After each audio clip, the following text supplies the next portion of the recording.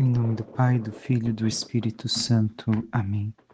Rainha do céu, alegrai-vos, aleluia, pois o Senhor que merecestes trazer em vosso seio, aleluia, ressuscitou como disse, aleluia, rogai a Deus por nós, aleluia.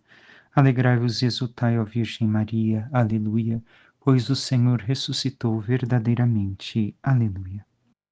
Oremos, ó Deus, que vos dignastes alegrar o mundo com a ressurreição do vosso Filho. Concedei-nos por sua mãe, a Virgem Maria, o júbilo da vida eterna, pelo mesmo Cristo, Senhor nosso. Amém.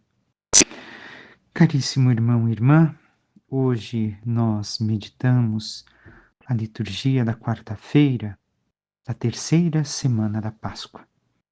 E neste dia também temos o início do conclave, onde os cardeais reunidos em oração e rezemos para que, abertos e dispostos plenamente à vontade do Espírito Santo, à vontade de Deus, vão escolher aquele que deve de ser o próximo sucessor de São Pedro, para guiar a igreja, para ser o pastor, como ouvimos ainda esses dias atrás o Senhor dizer a Pedro no Evangelho, no domingo em especial: apacenta meus cordeiros, apacenta minhas ovelhas, e que possamos rezar por este momento, para que realmente o Senhor envie o Papa que nós precisamos, não o que nós merecemos. Por quê? Porque muitas vezes, como alguns dizem, e talvez alguém já tenha escutado, nós, por não nos abrirmos verdadeiramente ao amor de Deus, merecemos talvez um castigo, mas que o Senhor nos dê não o castigo, mas sim alguém que realmente nos ajude no caminho da conversão, que nos ajude a amá-lo cada vez mais, a viver realmente para o Senhor. E por que digo isso de rezarmos para os cardeais? Aquilo que também muitos de vocês já escutaram. O Espírito Santo quer agir, mas, como veremos também na meditação de hoje, depende da nossa abertura, depende da nossa liberdade. E nesse ponto também os cardeais têm a liberdade humana. E se eles não abrem a sua liberdade, a vontade, a escuta da vontade de Deus, também podem tomar uma decisão humana. Que possamos rezar e que eles realmente se abram totalmente à vontade do Senhor, para que o Espírito Santo os guie neste tempo de escolher alguém para guiar o rebanho de Deus. Dito isso, nós agora vamos meditar a continuação do Evangelho de ontem. O Evangelho continua sendo de São João, Jesus falando outra vez mais do pão da vida. Poucos versículos, mas João sempre muito profundo. Naquele tempo disse Jesus à multidão: Eu sou o pão da vida. Quem vem a mim não terá mais fome, quem crê em mim nunca mais terá sede. Eu, porém, vos disse que vós me vistes, mas não acreditais. Todos os que o Pai me confia virão a mim, e quando vierem, não os afastarei. Pois eu desci do céu não para fazer a minha vontade, mas a vontade daquele que me enviou. E esta é a vontade daquele que me enviou, que eu não perca nenhum daqueles que ele me deu, mas os ressuscite no último dia. Pois esta é a vontade do meu Pai, que toda pessoa que vê o Filho e nele crê tenha a vida eterna, e eu ressuscitarei no último dia. Palavra da salvação, glória a vós, Senhor. Caríssimo irmão e irmã, o primeiro versículo de hoje é justamente o encerramento daquilo que escutávamos ontem. Mas tem sempre algo novo para recordarmos, aprendermos. Jesus, recordemos o que dizíamos ontem, deve de ser como pão, o necessário, o fundamental para a nossa vida. O alimento que nós não podemos viver sem ele, como para nós brasileiros o arroz e o feijão. O pão da vida deve de ser Jesus Cristo. Ele deve de ser o necessário, o fundamental. Nós, precisamos dele. E devemos de descobrir essa necessidade dele em nós e buscá-lo como ele é. O pão nós comemos da forma como ele está. Talvez coloquemos um recheio e tudo, mas em Cristo não cabe isso. Nós devemos de nos alimentar de Cristo, de Deus, da Trindade, como ele é. E temos nos alimentado assim do Senhor ou feito uma imagem do Senhor a nosso gosto, palatável, ao sabor que nós queremos para a nossa vida, e não aquele que ele é, o pão da vida que ele é. E assim, devemos de compreender se temos necessidade mais do que a Cristo, mais do que a intimidade com Deus na oração, de outros amores, de outros senhores, é porque nós não fomos ainda verdadeiramente a Cristo e não cremos ainda verdadeiramente nele. Para nós, se estamos assim, ele é apenas uma informação teórica, talvez um personagem histórico que nós admiramos, mas não é o pão da nossa vida, o sustento da nossa existência humana, o ponto de referência para nós. Nós não vamos até ele, então, com aquela fome, com aquela dependência de quem realmente precisa dele, e por causa disso, nós temos tanta fome de tantas outras coisas. E às vezes vemos até aqueles que se dizem cristãos, que, por exemplo, não aguentam ficar muito tempo na igreja, muito menos na missa. Oh, como encontro gente assim!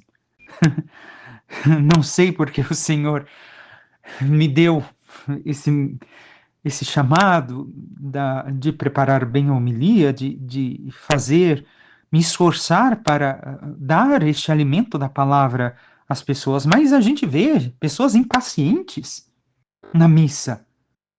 Não aguentam ficar muito tempo sem, porque não vem a hora de ver a notificação do celular, de jogar os seus joguinhos no celular, de assistir às suas séries, de interagir com outras pessoas nas redes sociais ou ainda pessoalmente.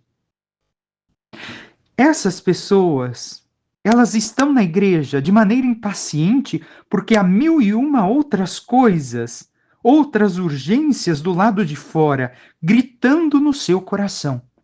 E por isso Deus não é para elas o pão da vida. É um petisco.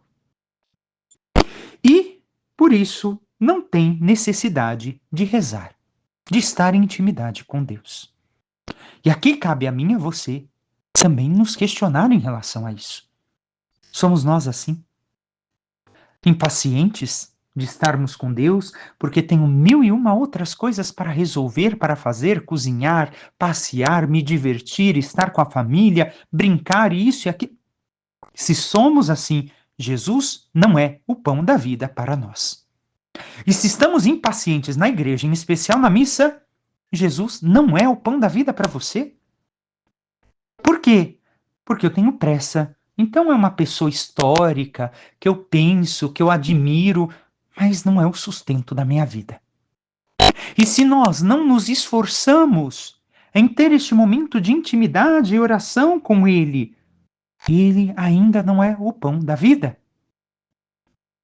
Quem tem necessidade de Cristo, entende que Ele é o pão da vida, que todas as demais fomes da vida emudecem. Assim nós devemos de olhar para nós. E o efeito colateral de viver com Cristo é que acabam as fomes diversas e temos fome somente do pão da vida dele. Nós temos vivido este amor verdadeiro a Jesus? Jesus como pão, o sustento da nossa vida, da nossa humanidade, do nosso ser? Ou não? Ou outras tantas coisas ocupam este lugar, esse privilégio que deveria de ser de Deus? Ainda segue Jesus dizendo: Eu, porém, vos disse que vós me vistes, mas não acreditais. E o que quer dizer aqui Jesus? Vocês me veem, mas não creem. Vocês cantam belamente, mas não creem. Vocês assistem, escutam uma palestra, mas não creem. Nós devemos de mudar isso em nós. Devemos de ter fé, de confiar e nos abandonar em Cristo, de vivermos o chamado do Pai. E ainda segue o Evangelho de hoje. Esta é a vontade daquele que me enviou, que eu não perca nenhum daqueles que ele me deu, mas o ressuscite no último dia. Deus quer que todos se salvem. E aqui retorno àquilo que falava na meditação inicial do conclave. Mas isso não vem automaticamente na vida das pessoas, nem na minha e nem na tua. Necessita da nossa liberdade para correspondermos à salvação que ele nos oferece. Se a nossa liberdade não entra na dinâmica da salvação oferecida, nós não nos salvaremos. Jesus não impõe a salvação, ele propõe o caminho de salvação. E cada um de nós deve de dar a resposta pessoal para Jesus.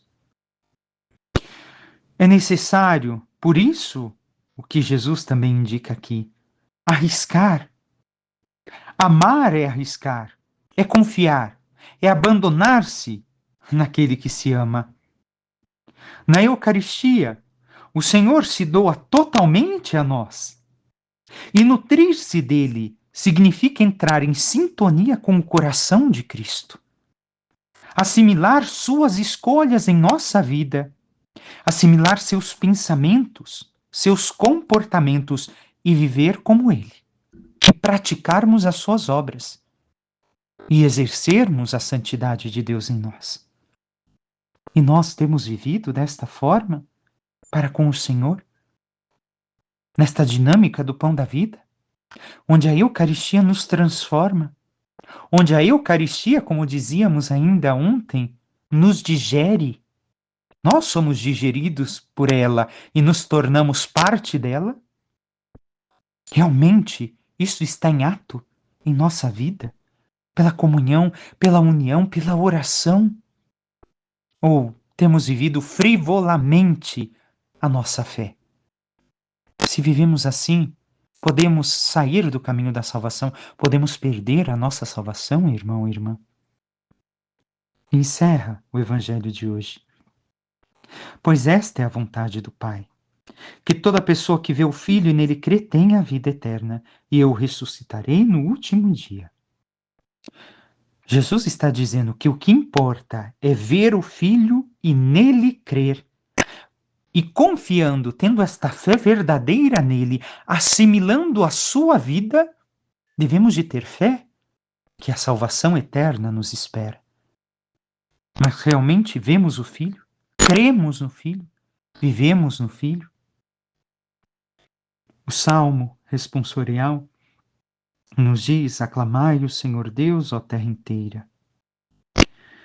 Toda a terra vos adore com respeito e proclame o louvor de vosso nome. Vinde ver todas as obras do Senhor, seus prodígios estupendo entre os homens. Podemos também nós cantar isso? Que vejam entre os homens o prodígio estupendo do Senhor, esse prodígio realizado em nós, esta união, neste pão da vida que sustenta toda a nossa existência e todas as nossas escolhas? Passemos agora à primeira leitura, aos Atos dos Apóstolos. Avançamos um pouco para o capítulo 8. Naquele dia começou uma grande perseguição contra a igreja de Jerusalém. E todos, com exceção dos apóstolos, se dispersaram pelas regiões da Judéia e da Samaria. Algumas pessoas piedosas sepultaram Estevão e observaram grande luto por causa dele. Saulo, porém, devastava a igreja. Entrava nas casas e arrastava para fora homens e mulheres para tirá-los na prisão. Entretanto, aqueles que tinham dispersado iam por toda parte pregando a palavra. Filipe desceu a uma cidade da Samaria e anunciou-lhes o Cristo. Vamos parar aqui e meditar este primeiro trecho já. Até avancei um pouco demais. Vemos que a igreja em Jerusalém foi perseguida, mas os discípulos permaneceram fiéis ali, não fugiram. Os demais que se espalharam mais anunciando o evangelho. Mesmo assim, não se calaram, permaneceram fiéis ao evangelho que receberam, mostrando assim que também nós devemos de anunciar o evangelho, não importa o que nos aconteça, não importa o que passemos. Vemos que Estevão foi sepultado e se observou o luto em relação a ele. Para quê? Para mostrar também este amor da igreja para com os seus membros. E ontem a leitura encerrava dizendo que jogavam a roupa de Estevão, a túnica não, mas a capa de Estevão aos pés de um jovem chamado Saulo. Por quê? Porque Saulo aprovava, Saulo encomendou, pediu a morte de Estevão. E devemos de aqui aprender de Paulo, o convertido, e Estevão, aquilo que uma vez já meditei convosco. A beleza de que no céu, Estevão esperava alegremente Saulo, aquele que encomendou sua morte, para abraçá-lo na alegria da eternidade. Porque ele se convertera depois, como daqui a 2 dias vamos escutar a conversão de São Paulo. Saulo, devastava a igreja, atirava muitos na prisão. E o que devemos de ver aqui? Saulo descobrirá que a mensagem que ele detestava não era uma ameaça ou um perigo, mas motivo de salvação para ele mesmo e para toda a humanidade, e por isso se tornará um apóstolo que vai propagar o evangelho até o mais distante da terra. A mudança virá pela obra de Deus, mas também porque ele se deixará conduzir por Deus, pelo Espírito Santo. E isso nós devemos de ver também para nós. Algumas vezes nós, como Saulo, perseguimos a palavra de Deus, porque não estamos de acordo com certas coisas. E quem somos nós para alterar aquilo que Deus ensina? Aquilo que a Mãe Igreja nos ensina há 2000 anos? Ou nós, como Saulo, aprendemos que isso é motivo de salvação para nós e para a humanidade e nos deixamos tocar pelo Espírito Santo e guiar por ele? Ou nós perderemos a nossa salvação e não levaremos a salvação aos demais. Se nos deixamos conduzir pelo Espírito Santo, como ontem dizíamos, de pedir sua presença ao amanhecer, iniciar nosso dia na sua presença, para que ele nos oriente, nos guie, nós nos deixaremos surpreender por ele. Ele vai nos surpreender ao longo da nossa existência e da nossa vida. Encerremos agora o texto. Filipe desceu para uma cidade da Samaria e anunciou-lhes o Cristo. As multidões seguiam com atenção as coisas que Filipe dizia, e todos unânimes o escutavam, pois viam os milagres que ele fazia. De muitos possessos saíam os espíritos maus, dando grandes gritos. Numerosos paralíticos e aleijados também foram curados. Era grande alegria naquela cidade. Recordemos, a Samaria era a terra dos pagãos, aqueles que não viviam a verdadeira fé do povo de Israel. Esperavam também o Messias, mas haviam profanado a fé com tantas, como poderíamos dizer, idolatrias. Não permaneceram firmes na única e verdadeira fé. No entanto, ao verem a ação do Espírito Santo através de Filipe, se abriram totalmente. E ali o Senhor pôde converter tantos corações à salvação, porque se deixaram tocar por Deus e seguiram verdadeiramente a Jesus Cristo. E eu e você, o que temos feito? Temos sido fiéis ao Senhor? Peçamos à Santíssima Virgem Maria que interceda por cada um de nós e nos ajude a escutarmos cada vez mais a voz do Espírito Santo em nós e a compreendermos que Cristo, seu Filho amado, segundo a carne, é o pão necessário para a nossa existência e para a nossa vida. E nos alimentando dele, dos seus ensinamentos, da sua presença na oração, na sua palavra, na Eucaristia, possamos assim assimilar a sua vida em nós e vivendo tudo aquilo que o Pai espera de nós, possamos um dia chegar à salvação eterna. Louvado seja nosso Senhor Jesus Cristo, para que sempre seja louvado. Por intercessão da Santíssima Virgem Maria, de todos os santos e anjos de Deus, desça sobre vós, vossas famílias, tudo o que vos pertence, a bênção do Deus Todo-Poderoso, Pai e Filho e Espírito Santo. Amém. Um santo e abençoado dia a todos.